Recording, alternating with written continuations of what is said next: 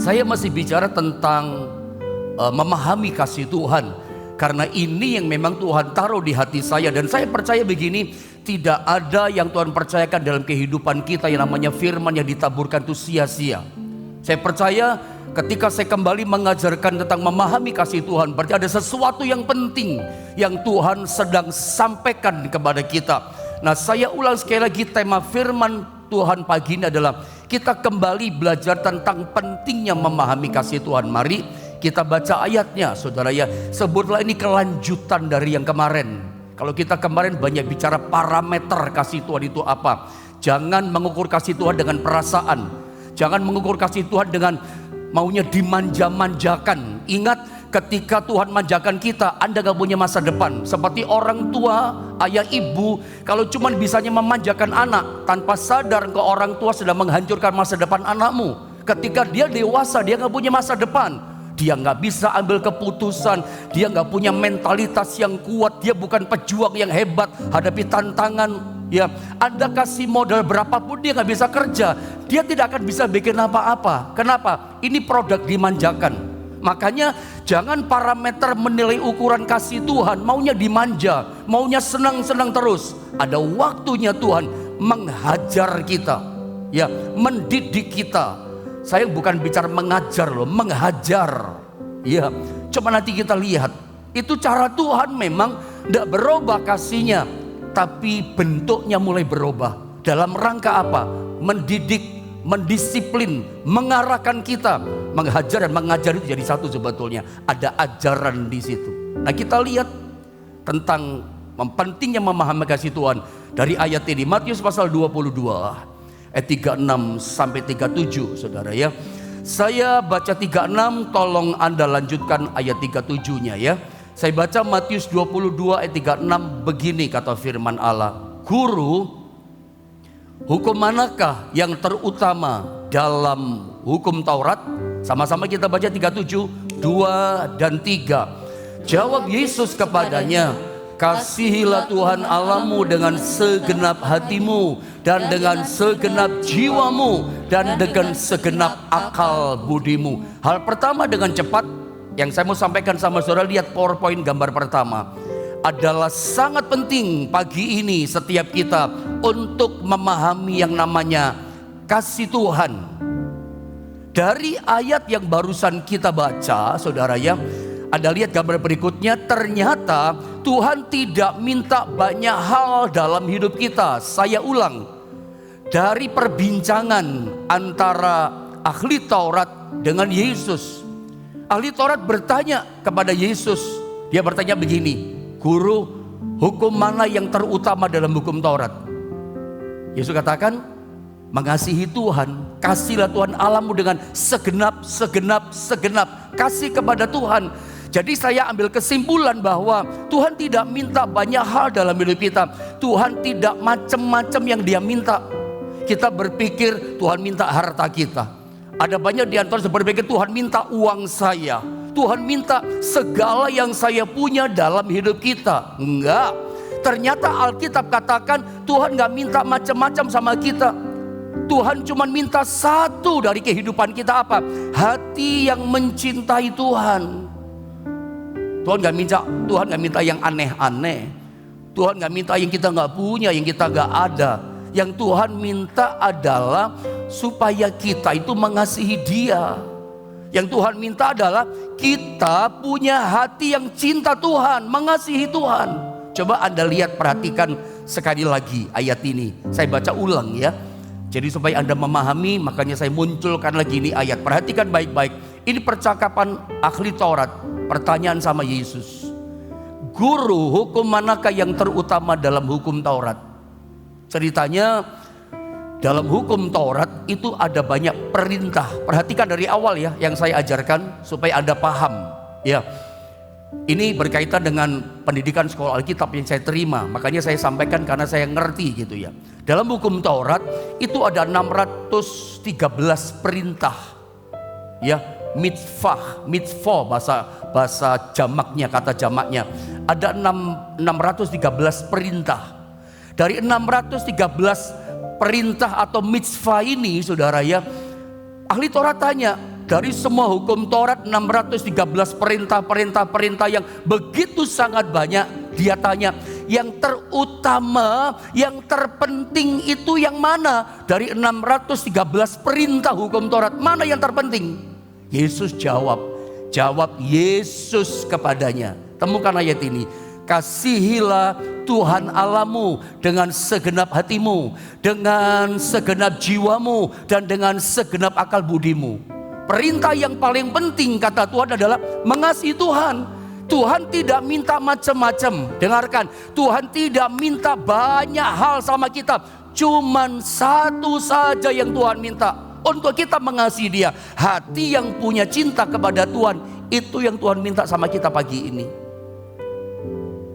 Jadi dengan kata lain, Tuhan minta dalam kehidupan kita sebagai anak-anak Tuhan, kasih Tuhan itu ada dalam kehidupan kita. Cinta kepada Tuhan ada dalam kehidupan kita, mengasihi Tuhan.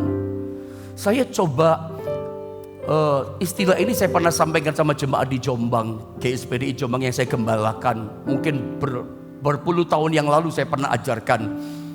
Saya ini kan orang dari lahir kan Kristen, karena orang tua saya kan gembala. Atau begini saja, menurut saya, bagi Anda orang Kristen yang lama ya Kristennya, Anda sekarang umur 70 tahun lebih, Anda pasti kenal istilah dari orang-orang di masa itu ya, Kristen lama, cinta Tuhan.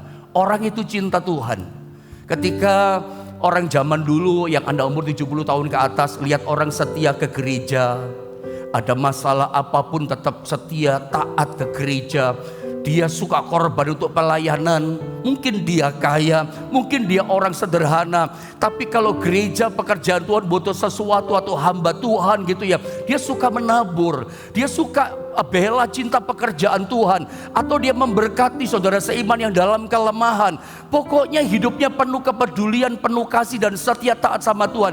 Orang zaman dulu, Kristen dulu ngomongnya gini, orang itu cinta Tuhan. Ini istilah lama sebetulnya. Ini istilah orang Kristen zaman dulu-dulu. Nah, pagi ini saya coba ingin menghidupkan kembali istilah cinta Tuhan ini ada dalam kehidupan kita. Kalau kita ngomong cinta Tuhan, kita gak paham kata-kata itu. Orang Kristen dulu begitu loh kalau ngomong cinta Tuhan. Setia, taat, ada tantangan kesukaran. Oh, gak berubah doanya, gak berubah setia ibadah ke gereja. Tetap support mendukung pekerjaan Tuhan, mendukung gembalanya. Orang katakan apa? Orang itu cinta Tuhan. Sederhana. Saya coba ingin hidupkan kembali istilah kata cinta Tuhan. Karena dalam ayat ini Tuhan Yesus yang berkata dari 613 mitzvah itu atau mitzvah itu yang terutama kata Tuhan, yang nomor satu, yang paling utama itu adalah mengasihi Tuhan, cinta Tuhan. Hati yang cinta Tuhan itu nomor satu perintah kata Tuhan. Saudara, Paulus itu pernah ngomong juga. Jadi rupanya Paulus ini rasul ini nangkep gitu loh keinginannya Tuhan. Dia nangkep ajaran Tuhan yang terutama cinta Tuhan. Paulus nangkep. Makanya Paulus rasul ini menyampaikan kepada jemaat di Korintus dalam 2 Korintus pasal 5 ayat ke-14. Ayo sama-sama kita baca ini saudara ya, 2 Korintus pasal 5 ayat 14. 1, 2 dan 3. Sebab kasih Kristus yang menguasai kami, karena kami telah mengerti bahwa jika satu orang sudah mati untuk semua orang, maka mereka semua sudah mati. Yang saya ambil kalimat yang di awal bagian A. Perhatikan kalimat ini. Sebab, lihat, kasih Kristus yang menguasai kami, karena kami telah mengerti. Paulus berkata, kami ngerti, kami bisa menangkap ya detak jantungnya Tuhan, kerinduannya Tuhan. Apa yang dia mengerti? Kasih Kristus yang menguasai kami. Kata menguasai, catat baik-baik, dalam terjemahan yang lain pakai kata compel. Compel itu menggerakkan. Jadi kalau saya baca versi terjemahan lain berkata begini, sebab kasih Kristus yang menggerakkan kami. Dengan kata lain, Paulus berkata kepada jemaat di Korintus, saya mengunjungi kamu, saya melayani kamu, mengajar firman Allah dari satu tempat ke tempat yang lain, datang ke Korintus. Itu semua dasarnya itu adalah kasih Kristus yang menguasai aku. Digerakkan oleh kasih Kristus. menggerakkan, kasih Kristus yang menggerakkan. Jadi Paulus ketika dia melayani, ada tahu ya, Paulus itu kok gak pernah surut ya. Dia gak pernah bisa dihentikan dalam rangka dia menjalankan misi visinya Tuhan. Padahal dia pernah disesah, dia pernah dicambuk kayak Yesus 40 kurang 1. Ya, bahkan dia beberapa kali yang namanya karam kapal, di penjara bawah tanah berkali-kali, dipentungin, digebukin berkali-kali. Bahkan Paulus pada dirajam, dilempar batu, hampir mati. Orang pikir dia mati. Ada banyak siksaan, ada banyak aniaya yang Paulus alami. Tapi itu gak bisa memisahkan dia dari kasih Kristus. Itu tidak membuat dia berhenti melayani Tuhan. Tetap saja cinta Tuhan. Karena dia berkata, sebab kasih Kristus yang menggerakkan kami, menguasai kami. Saudara mesti paham ya, ternyata pagi ini pun saudara bisa bangun pagi, orang lain masih tidur. Saya mau kasih tahu ya, bangun pagi-pagi cari Tuhan itu tidak gampang. Orang lain menikmati pulau kapok, bikin pulau di bantalnya, saudara ya. Saking orang Jawa katakan angker, nyenyaknya dia tidur. Tidak ada gairah cari Tuhan. Kenapa? Ada orang Kristen tidak ada kerinduan cari Tuhan. Ya, tidak ada lapar, tidak ada rasa haus di hatinya cari Tuhan. Kenapa? Kasih Kristus dalam dirinya itu kurang menurut saya.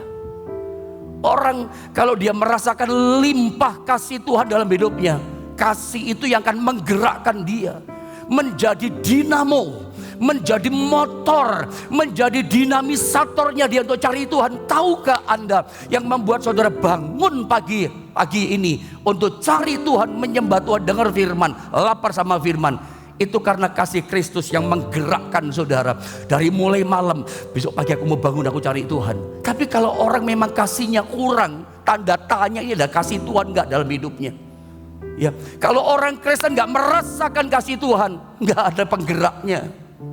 Paulus berkata, yang menggerakkan aku, motornya, dinamisatornya aku melayani pekerjaan Tuhan, kasih Kristus, kasihnya Tuhan. Itu pun selalu saya katakan, ajarkan kepada jemaat di Jombang.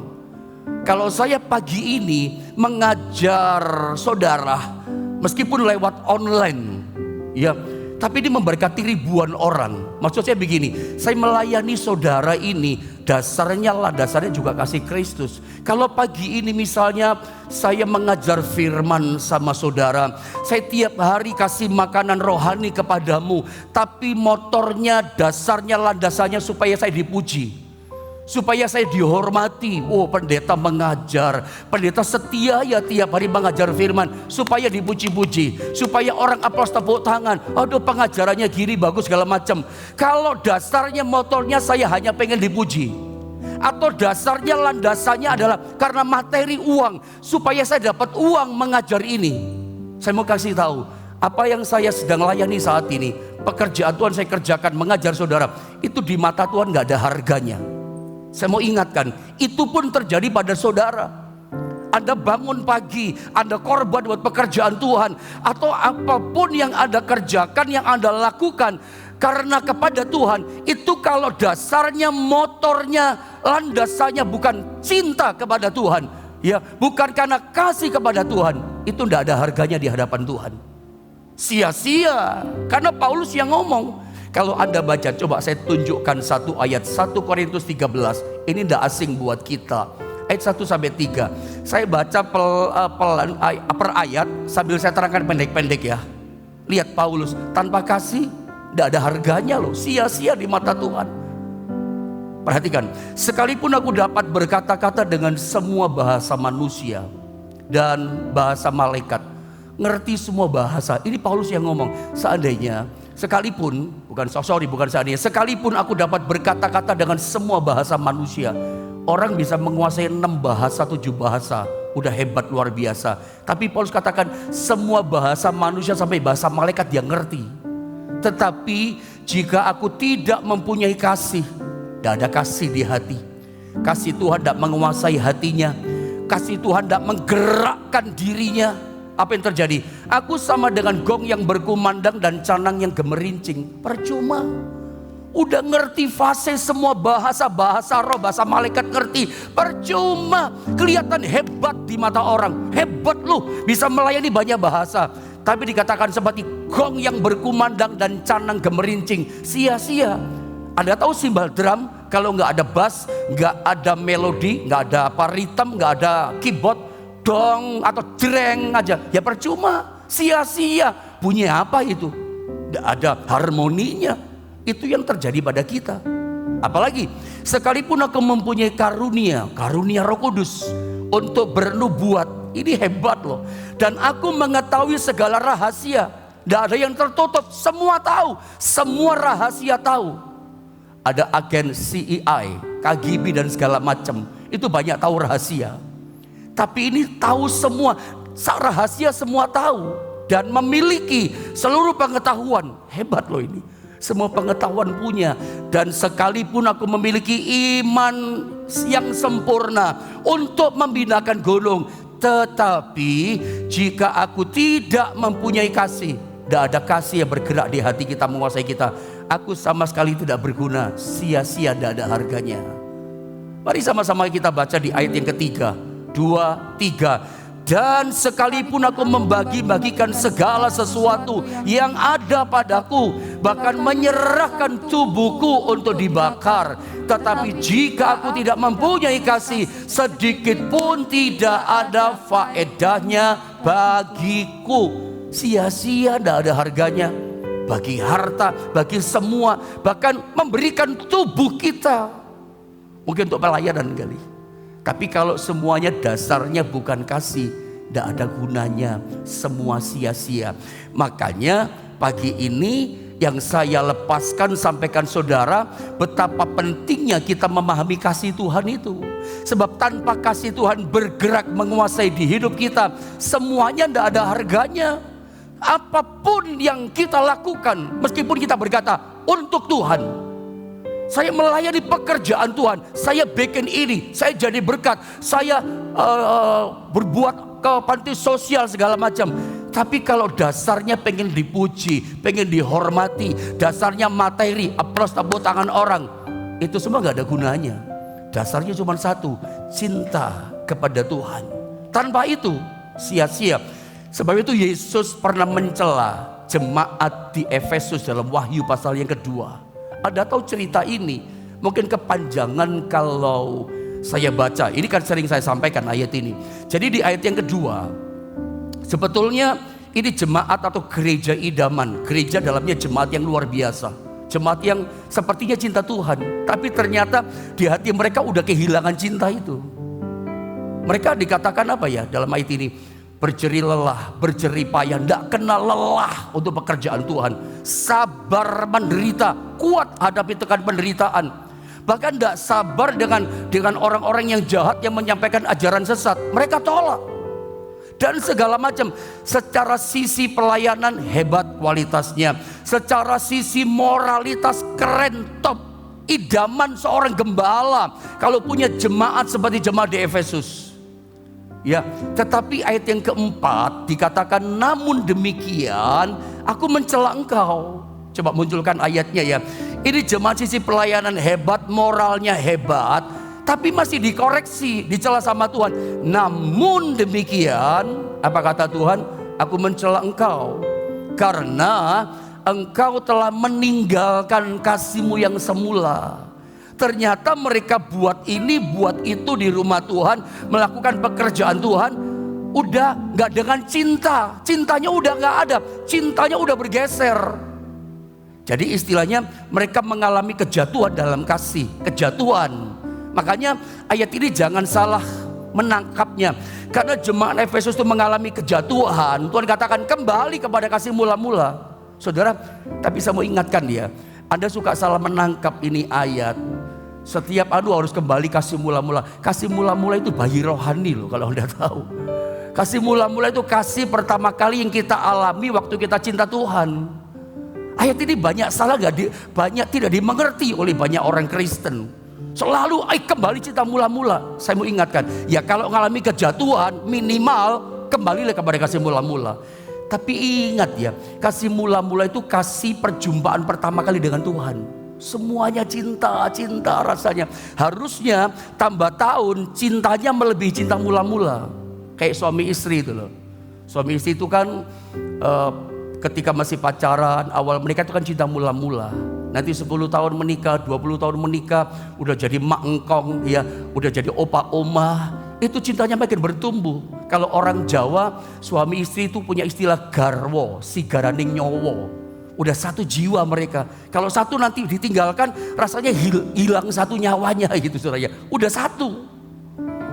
Anda mesti ngerti ya. Sama dengan orang menikah sebetulnya udah saling bergantung itu. Nanti kalau sudah tua sama-sama tua. Anda jangan berpikir cinta mula-mula itu wow segalanya. Itu cinta bayi rohani. Makanya saya sering terdengar lucu kalau orang kembali kepada cinta mula-mula. Loh, cinta mula itu cinta pertama kok. Harusnya tumbuh, tambah hari, tambah dalam cinta sama Tuhan. Ini ceritanya jemaat Efesus mengalami kejatuhan kasih.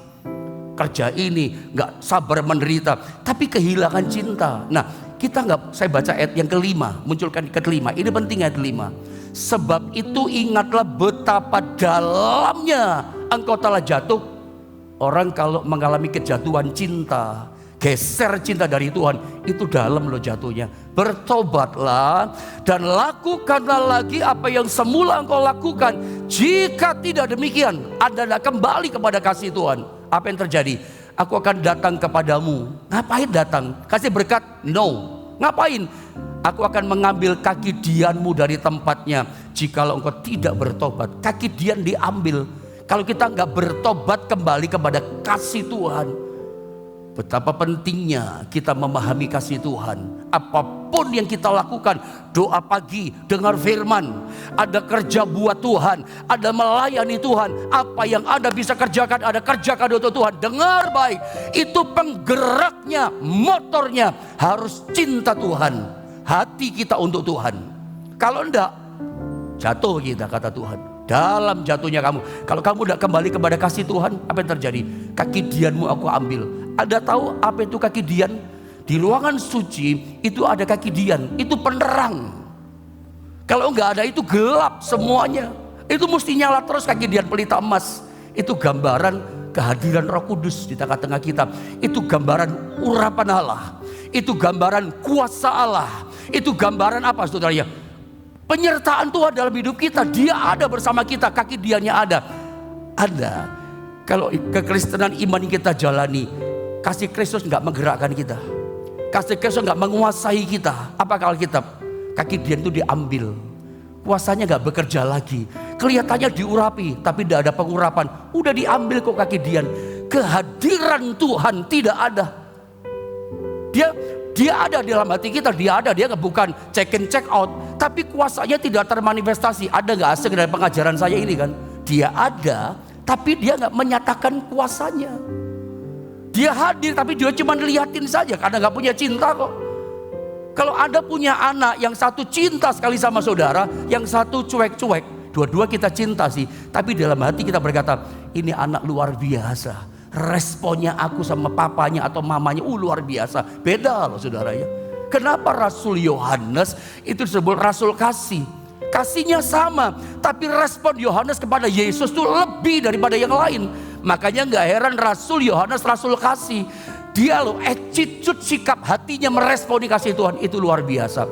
Dan saya mau bilang begini, kasih itu penting. Tanpa kasih, gini loh, kasih itu modal kita, modal utama. Makanya Yesus berkata, yang terutama adalah kasihi Tuhan dengan segenap. Yang terutama kasih kepada Tuhan, itu diajarkan. Dengan kata lain, kasih kepada Tuhan, kasih dalam hidup kita kepada Tuhan, itu modal utama kekristenan kita. Kalau Anda gak punya kasih kepada Tuhan, ya selesai semua. Kalau Anda baca dalam Roma pasal 8, itu ayat keberapa ya? 35 dia kata begini, siapakah yang dapat memisahkan kita dari kasih Kristus? Roma 8:35. Nah ini ayatnya. Terima kasih multimedia. Saya gak sempat catat, Tuhan ingatkan saya, sekarang juga Tuhan ingatkan. Baca ayat ini baik-baik. Sama-sama kita baca coba. 2, 3. Siapakah yang akan memisahkan kita dari kasih Kristus? Penindasan atau kesesakan atau penganiayaan, atau kelaparan, atau ketelanjangan, atau bahaya, atau pedang. Menurut Anda ada misalkan dari kasih Kristus? Tidak ada. Kasih Kristus itu modal. Orang kalau ada cinta sama Tuhan, kesesakan, penindasan, aniaya, sampai ketelanjangan, sampai tidak punya baju, kelaparan, bahaya, pedang, ini maut, itu nggak bisa membuat kita meninggalkan kasih Tuhan. Kok kasih Tuhan yang diomong? Hadapi. Justru Roma 8:35. Saya ingin sudah tangkap ini baik-baik ya. Ini pesan buat kita di akhir tahun. Pesan kita masuk tahun baru 2023. Modal utama kita kasih kepada Tuhan. Modal utama kita cinta Tuhan. Itu modal utama kita. Justru ketika menghadapi namanya masa krisis kelaparan, krisis pangan, krisis ekonomi, ada bahaya maut pedang di mana-mana, boom, perang segala macam. Apalagi kesesakan, penindasan. Ketika kita lihat masa situasi penindasan, kesesakan, kelaparan, krisis terjadi, modal utama kita cinta Tuhan. Ingat baik-baik. Karena loncat ayat 37 itu ditutup dengan pesan yang sangat powerful. 37-nya pasal 8. Ini pemicu, ini trigger untuk kita mengalami kemenangan dalam kesesakan, dalam aniaya, masa orang kelaparan, masa orang sampai telanjang gak punya apa-apa. Krisis berat, modal utama kita cinta Tuhan. Karena ayat ini berkata, tetapi perhatikan, dalam semuanya itu, perhatikan, kita lebih daripada orang-orang yang menang. Katakan amin. Kita lebih daripada pemenang, kata Alkitab. Perhatikan, oleh siapa? Oleh Dia, oleh Kristus Tuhan kita yang telah mengasihi kita. Oleh karena Kristus mengasihi kita, justru kemenangan kita itu modalnya kasih Kristus. Kasih Kristus. Ini kalau udah selesai, saya lanjutkan besok, saudara ya. Modal utama kita itu, kita menang, modalnya apa? Oleh karena Dia mengasihi kita. Makanya begini, dengar baik, kesadaran bahwa Tuhan mengasihi kita itu penting. Pentingnya memahami kasih Tuhan itu di sini saya sampaikan. Ada banyak orang, kemarin pun saya sampaikan, gagal dalam iman kekristenannya memahami kasih Tuhan. Oh, dengan iman dia percaya Tuhanku perkasa. Aku percaya dengan iman bagi Tuhan tidak ada yang mustahil. Dengan iman Anda percaya Tuhan sanggup lakukan segala perkara.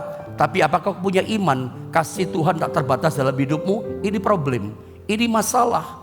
Ada banyak orang Kristen gagal menangkap kasih Tuhan tak terbatas dalam hidupnya. Ini membuat kita kalah. Karena masa kesesakan, kesukaran, krisis ayat 35, kunci trigger pemicu pemenangnya apa? Karena Dia yang telah mengasihi kita. Telah mengasihi kita. Kasihnya udah diberikan. Makanya saya katakan modal utama orang Kristen itu apa? Kasih Tuhan kepada kita. Ada sadar gak Tuhan mengasihimu? Itu masalahnya. Banyak orang gagal, Tuhan kasih gak sama saya? Tuhan cinta gak? Masih tanya lagi. Ketika ada dalam kesukaran, ukurannya selalu dimanjakan sih kita. Ya, produk manja. Anda kalau manjakan anak, biasanya orang tua ya ini maaf saja ya. Kadang orang tua udah mendidik bagus anaknya, tapi mak engkong, opa omanya, jangan dimarahi cucunya opa. Jangan dimarahi cucunya engkong. Tidak boleh, saudara ya. Biarkan anakmu mendidik dengan caranya Tuhan. Iya. Karena produk manja merusak masa depan. Waktu dimanja-manja waktu kecil nggak apa-apa. Tapi kasihan kalau dia dewasa, rusak masa depannya. Produk manja. Makanya Tuhan nggak manja kita. Kita mesti belajar. Kasih Tuhan itu bukan cuma dimanjakan, bukan cuma dengan materi. Nanti kalau nggak selesai hari ini, saya besok tunjukkan. Dengan mendidik Tuhan. Mulai mengajar kita. Ternyata menyadari kasih Tuhan kepada kita itu kunci kemenangan.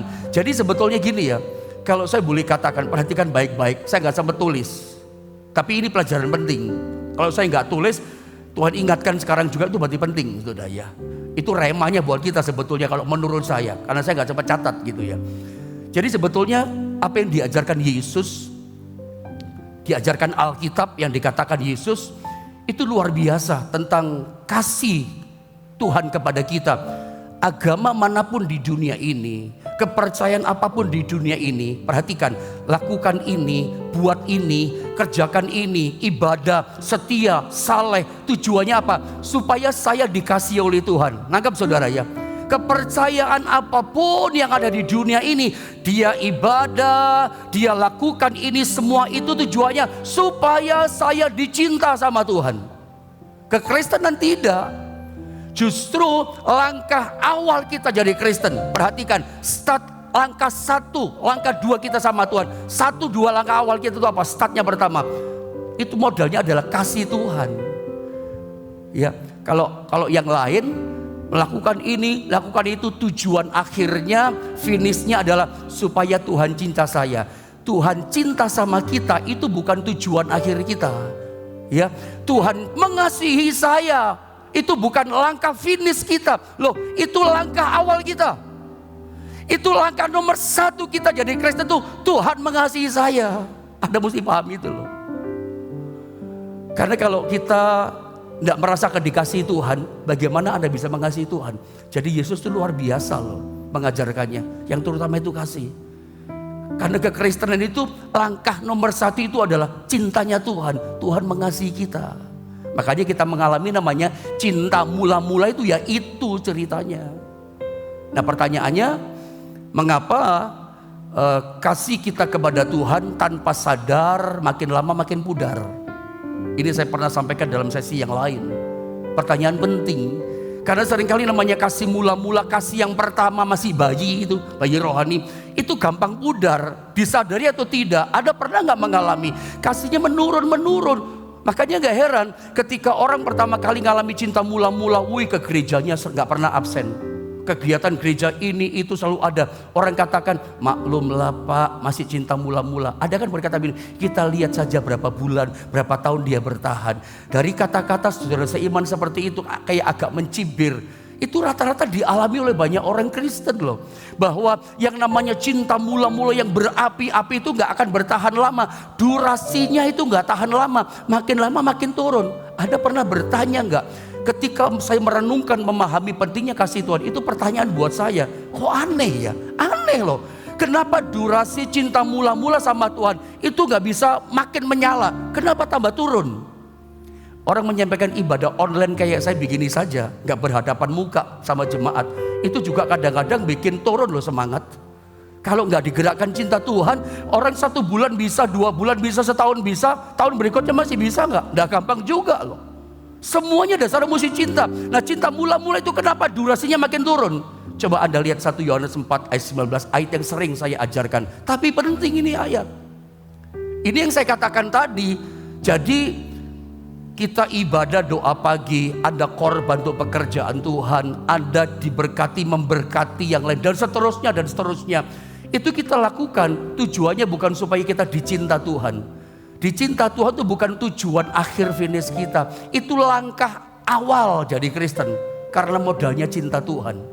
Ada hidup benar karena merasakan cinta. Kita baca dulu deh ayat ini, sama-sama kita baca. 2, 3. Kita mengasihi karena Allah lebih dahulu mengasihi kita. Ini penting loh. Yohanes katakan kita itu bisa mengasihi Tuhan. Apa kata Alkitab? Karena Allah lebih dahulu. Allah yang pertama kali mengasihi kita. Nyadar gak saudara? Anda bisa mengasihi Tuhan itu karena Anda pertama diserbu dengan kasih Tuhan. Jadi saya pernah ajarkan kita itu dari ayat ini kita ngerti ya. Kita ternyata kenapa durasinya gak tahan lama mengasihi Tuhan. Kenapa cinta mula sama Tuhan itu makin turun. Karena ternyata kita itu gak punya kemampuan untuk mengasihi Tuhan. Itu bukan lebih tepat saya katakan.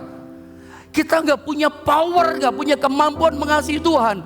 Kalau Tuhan gak lebih dulu mengasihi kita. Atau gini, kalau kita ini jadi orang Kristen gak merasakan dikasihi Tuhan, ya susah kita kembali mengasihi Tuhan. Itu masalah loh. Kenapa cinta orang sama Tuhan jadi hilang, tambah mundur? Karena dia gak merasakan cintanya Tuhan. Padahal Tuhan berkata begini, aku mengasihi kamu. Dengan cara bagaimanakah engkau mengasihi kami? Mari kita belajar. Padahal Tuhan sudah memutuskan, aku mengasihi kamu dengan kasih yang kekal tidak berubah. Tapi orang Kristen bisa berkata, dengan cara bagaimana kau mengasihi kami? Loh, ukurannya apa? Ada tentang cinta Tuhan. Hanya karena materi yang kurang, ada berkata, dengan cara apa Tuhan kau mengasihi kami? Ini masalah kan? Anda gak merasakan kasihnya, padahal Tuhan memberikan kasihnya, tapi Anda gak merasakan kasihnya. Orang bisa mencintai Tuhan habis-habisan. Istilahnya orang gila-gilaan cinta sama Tuhan. Kenapa? Ya karena dia merasakan kasih Tuhan yang besar. Kalau Anda tidak bisa merasakan kasih Tuhan yang besar, susah Anda jadi orang cinta Tuhan. Sulit. Makanya cintanya turun sampai hilang dan murtad. Kenapa orang murtad? Gak merasakan kasih Tuhan. Karena ukuran parameternya salah. Dia mengukur kasih Tuhan dengan perasaannya yang menipu dia. Dia mengukur Tuhan dengan dimanjakan, dengan materi, ya, dinyamankan, selalu kenyamanan. Kalau nggak nyaman rugi, Tuhan nggak mengasihi saya. Nanti kalau diberkati terus, wow banyak berkatnya, iya Pak, Tuhan cinta saya. Apakah Anda mengukur kasih Tuhan hanya dengan itu? Ketika Tuhan izinkan kita mengalami kayak Yusuf dibuang ke sumur, dilarang jadi budak di Mesir, lalu Anda berkata Tuhan gak cinta saya, keliru. Sebab Tuhan sudah memutuskan, aku mengasihi kamu. Dia cinta mati loh, dia cinta buta. Dia itu datang ke dunia mengasihi orang yang gak mengasihi dia, orang yang menolak dia, dunia yang najis. Dia datang untuk mengampuni dosa dengan kasih. Ini kan cinta buta kan ceritanya. Kita ngelarang anak kita, dia gak cinta sama kamu kok kamu terus aja. Itu cinta buta loh. Yesus itu cinta buta loh sama kita. Lihat manusia yang menjijikkan, tetap turun ke dunia jadi manusia. Oh enggak berobat, tetap mati di kayu salib. Kenapa? Karena ketika dia berkata, aku mengasihi kamu, itu bukan cuma dengan mulut, dengan perbuatan. Anda mesti merasakan loh kasih Tuhan. Saya ngomong saja mau nangis nih. Merasakan kasih itu. Karena aku sadar saya bisa melayani itu karena kasih Kristus. Kalau dasarnya pengen dipuji, tidak ada harganya. Saya berdoa pagi ini, saya lanjutkan besok saudara ya. Saya berdoa pagi ini, Anda jadi orang yang bisa merasakan kasih. Kalau Anda gak bisa merasakan kasih, ya bagaimana Anda bisa memantulkan, membalas kasih Tuhan. Makanya ukuran kasih Tuhan jangan diukur dengan perasaan. Pegang kebenaran firman. Tuhan berkata, aku mengasihi kamu. Saya lanjutkan besok, mungkin lebih nangkep saudara ya. Ya, supaya kita nangkep kenapa lebih turun. Nah, kita belajar di situ. Tapi pagi ini paling tidak ada ngerti. Kasih Kristus itu langkah awal kita untuk ikut Tuhan. Kalau Anda tidak punya modal kasih Kristus, ya Anda kalah terus. Mau lebih daripada pemenang, lawan kesukaran, lawan kesesakan. Karena kasih Kristus yang ada dalam kehidupan kita. Mari kita sama-sama berdoa.